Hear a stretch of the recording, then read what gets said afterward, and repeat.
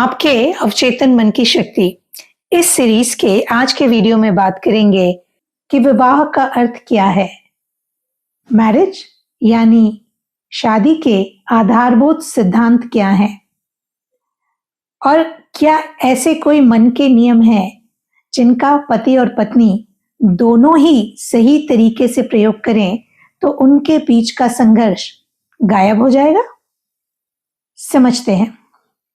ऐसा माना जाता है कि दाम्पत्य जीवन की सभी समस्याएं मन की कार्यविधि और शक्तियों को सही तरह से न समझ पाने के कारण पैदा होती हैं।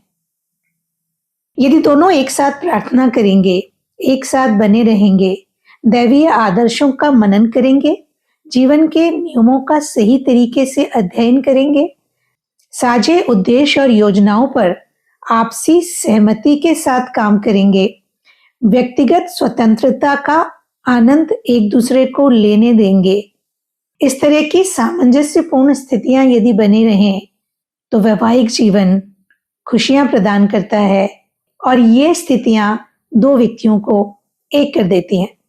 या वहीं दूसरी ओर बात करें तो दाम्पत्य जीवन के विवाद, अलगाव और दूसरी समस्याएं इसीलिए पैदा होती हैं कि पति पत्नी दोनों ही चेतन और अवचेतन मन की कार्यविधि को अच्छे से नहीं समझते और जब उन्हें बहुत समझदारी का परिचय देना होता है तब वो नासमझों की तरह व्यवहार करते हैं।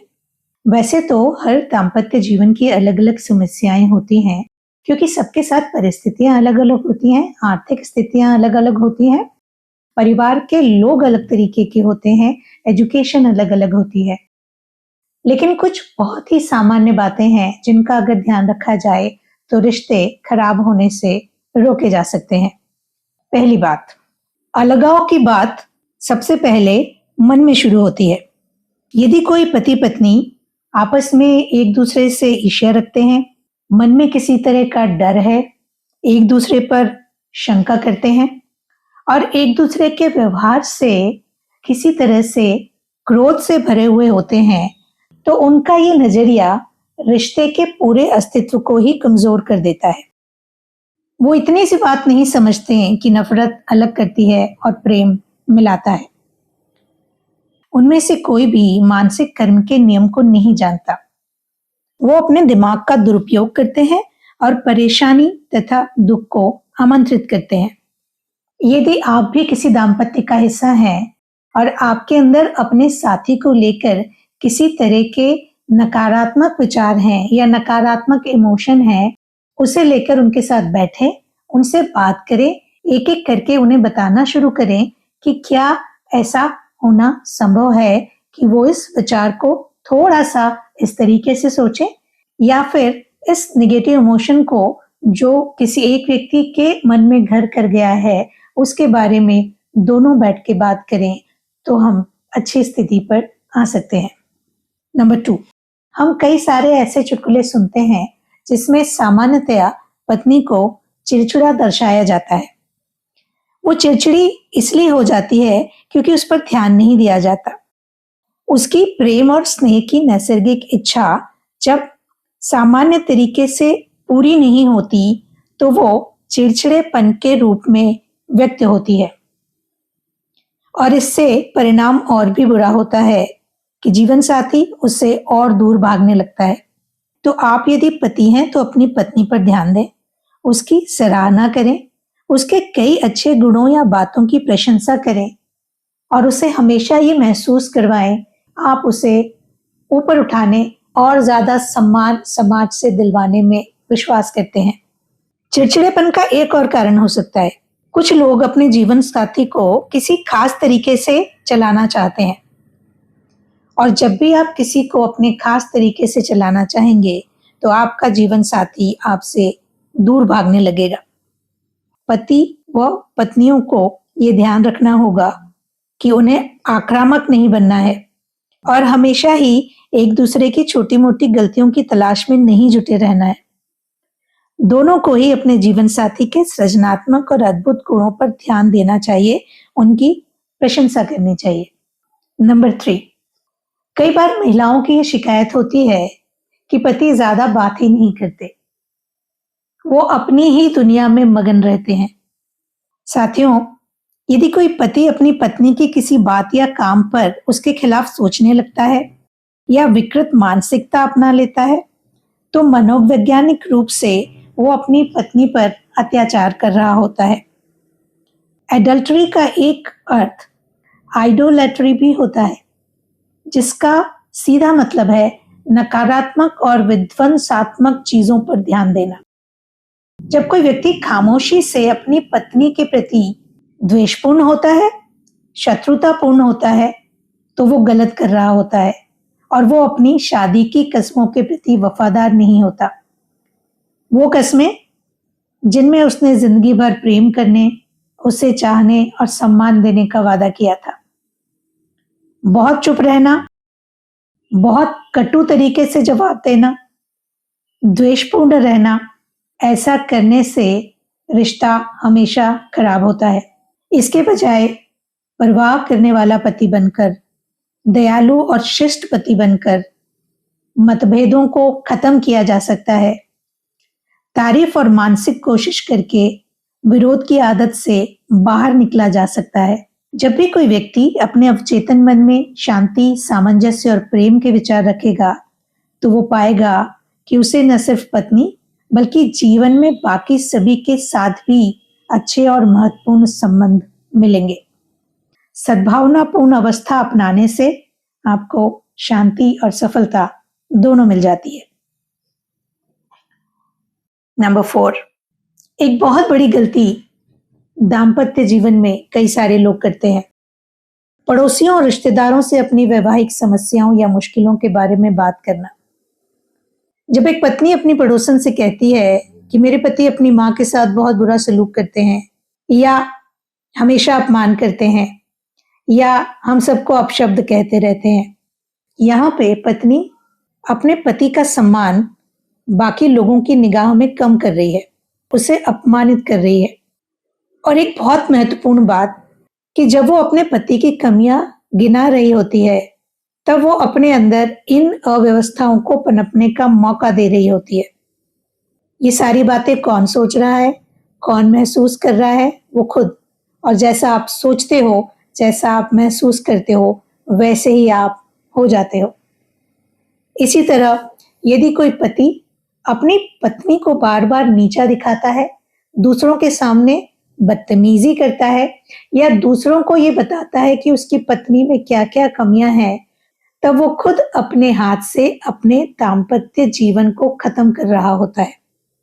चाहे रिश्तेदार हो, मित्र हो या पड़ोसी, वो आमतौर पर आपको सही सलाह नहीं देते, क्योंकि वो किसी तरह की सही सलाह देने के लिए प्रशिक्षित नहीं होते। उनकी सलाह पक्षपातपूर्ण होती है, निष्पक्षता से नहीं दी जाती, क्योंकि पत्नी की साइड को ज्यादा अच्छे से समझते होंगे तो पति के खिलाफ बोलेंगे, और पति की साइड को ज्यादा अच्छे से समझते होंगे तो पत्नी के खिलाफ बोलेंगे। उनका मकसद ये बहुत कम होता है कि इन दोनों के बीच में एक पुल बनाकर दोनों को एक जगह लाकर और इनकी समस्याओं को खत्म करना है। आपको मिलने वाली गलत सलाह स्वर्णिम नियम की अवहेलना करती है, ब्रह्मांड के नियम की अवहेलना करती है, क्योंकि शुरुआत आपकी तरफ से होती है। आप अपने साथी के बारे में बाहर गलत तरीके से नकारात्मक बात करना शुरू करते हैं। आप जब भी अपने दाम्पत्य जीवन में कुछ बेहतर करना चाहते हैं, ऐसी स्थिति में भी जब चीजें सही नहीं चल रही हों, तो आपस में बैठकर बात करें, और यदि बातचीत की संभावना कम होती जा रही है तो किसी ट्रेन्ड मैरिज काउंसलर से बात करें, या परिवार के किसी ऐसे बहुत वरिष्ठ व्यक्ति से बात करें जिस पर दोनों को विश्वास हो और जो दोनों को समान तरीके से प्यार करते हो। नंबर 5, अपने जीवन साथी को बदलकर नया बनाने की कोशिश करना। ये हमेशा होता है कि जिंदगी भर हम अपने साथी को बदलने की कोशिश करते रहते हैं। उन्हें बदलने की कोशिश करना उनका अपमान करना है और ये बताना है कि वे खुद महत्वपूर्ण नहीं है।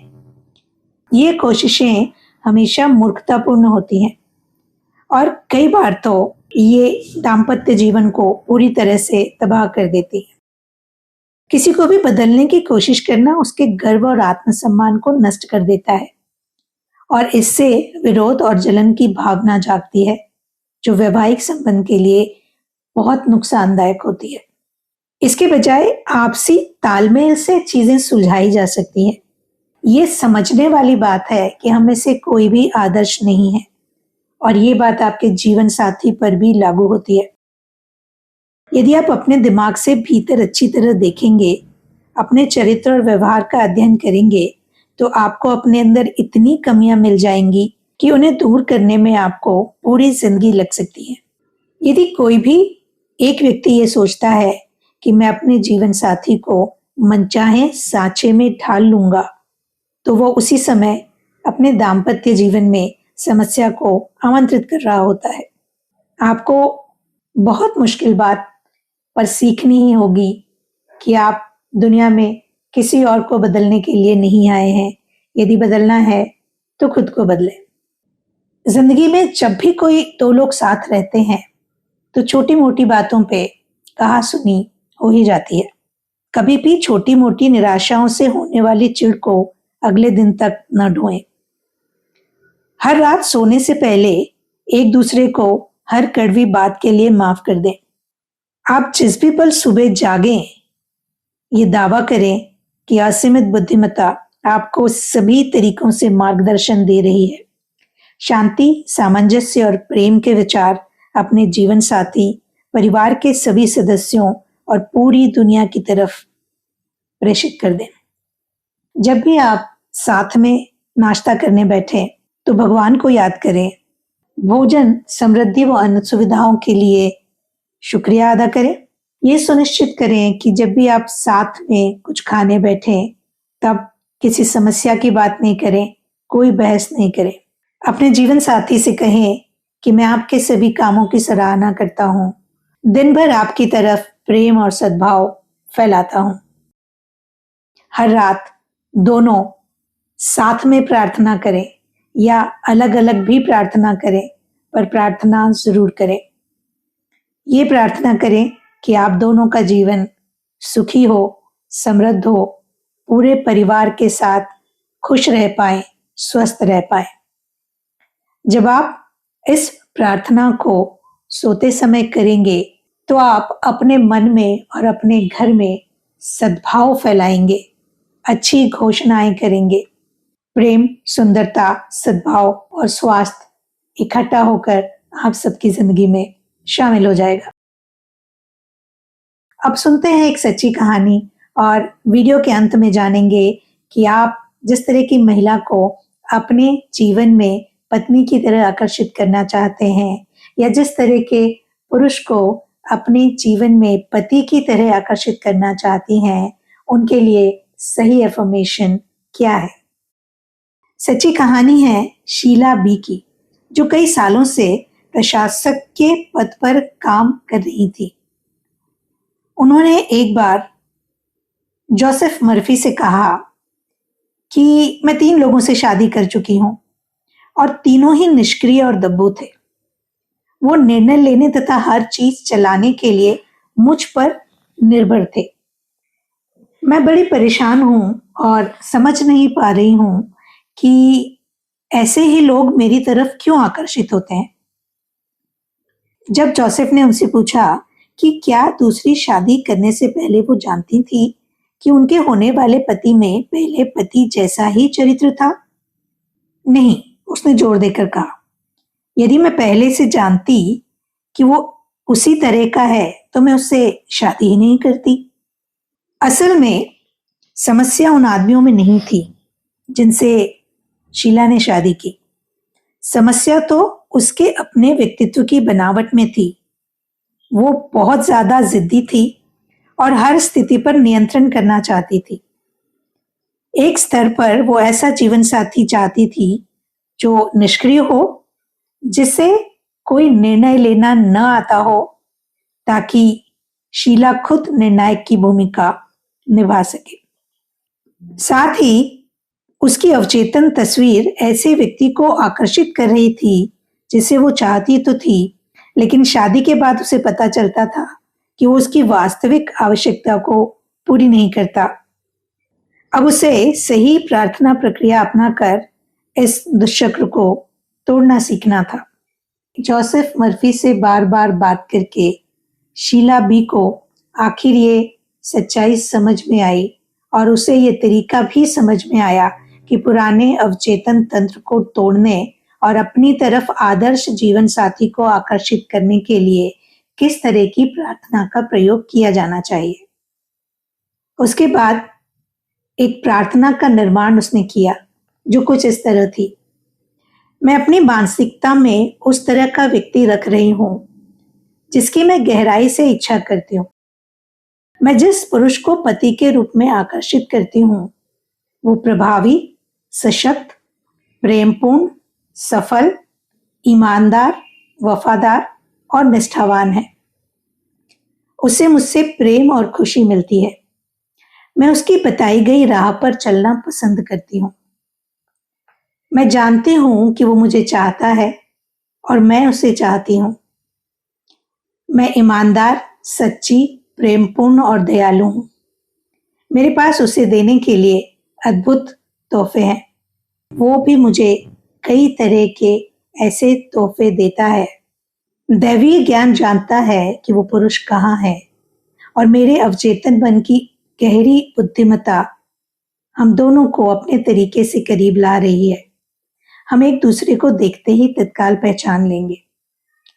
मैं ये आग्रह अपने अवचेतन मन के हवाले करती हूँ जो जानता है कि इस आग्रह को कैसे पूरा करना है। मैं आदर्श जवाब के लिए धन्यवाद देती हूँ।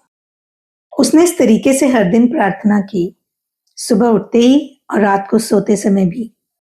उसने इस विश्वास के साथ इन सच्चाइयों की सकारात्मक घोषणा की कि मस्तिष्क में बार बार दोहराने से वो उस मानसिक समतुल्य तक पहुंच जाएगी जिसे वो चाहती थी। कई महीने गुजर गए। शीला डेटिंग करती रही, कई सारे सामाजिक उत्सवों का हिस्सा भी बनी, लेकिन वो जिन व्यक्तियों से मिली उनमें से कोई भी ऐसा नहीं लगा जिसकी उसे तलाश थी। वो सोचने लगी कि कहीं उसकी तलाश अधूरी तो नहीं रह जाएगी। तुरंत उसने खुद से सवाल किया कि मैं डावाडोल हो रही हूं क्या? मैं शंका कर रही हूं क्या? उसने खुद को याद दिलाया कि असीमित बुद्धिमत्ता इस काम को अपने तरीके से कर रही है और इसके बारे में चिंता करने की कोई जरूरत नहीं है। जब उसे कोर्ट से तलाक का आखिरी आदेश मिला तो उसे मुक्ति और मानसिक स्वतंत्रता का एहसास हुआ। उसके बाद जल्दी ही उसे एक मेडिकल कंपनी में प्रशासक का नया पद मिल गया। नौकरी के पहले ही दिन एक सीनियर डॉक्टर ने उसके कमरे में परिचय करने के लिए प्रवेश किया और शीला को उन्हें देखकर ऐसा लगा कि वे वही व्यक्ति हैं जिनके लिए वो प्रार्थना कर रही थी। इसी तरह उस डॉक्टर को भी इस बात का अंदाजा हो गया। 1 महीने के अंदर ही डॉक्टर ने शीला के सामने शादी का प्रस्ताव रखा और बाद में उनका वैवाहिक जीवन बहुत सुखद रहा। एक सशक्त, आत्मविश्वासी और निर्णायक पति जिसकी शीला को तलाश थी वो उसे मिल गया।